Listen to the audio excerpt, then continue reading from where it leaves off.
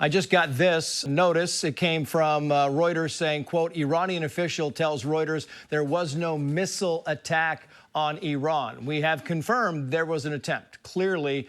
So there is now, you've got this kind of back and forth between the news agencies and the politicians, kind of saying what they want to say, which is natural, happens all the time. We still don't know exactly what happened on the ground, but we do know that there was an attempt, at least, to drop some weaponry into southern Iran.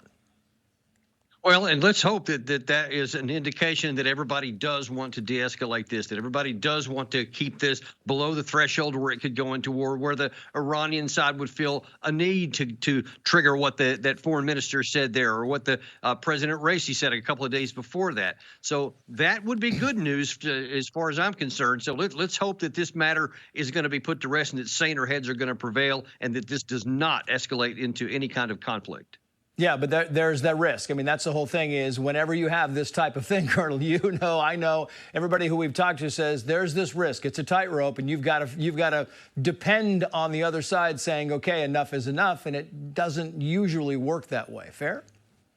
Absolutely, yeah. I mean, I've been very concerned about it because I've seen these comments coming out of the Iranian side, and given the fact that they did break that taboo, that threshold that they had never crossed before by sending those 350 missiles and drones into Iran or Israel proper from Iranian territory, that shows that they are willing to take some action because they had taken a lot of assassinations over the years from the Israeli side and almost done nothing in response. And they had 17 assassinations by the Israeli side since October 7th. And this one finally crossed the line when Israel hit that embassy. And so I think Israel has to be more careful now that there is a line that beyond which Iran will strike. And if it turns out that this was like a really small strike, or that Israel launched something that they knew would get shot down and that's the end of it, then that's a good thing. But otherwise, the risk is still high that, miscalculation or misinterpretation can still rear their ugly heads.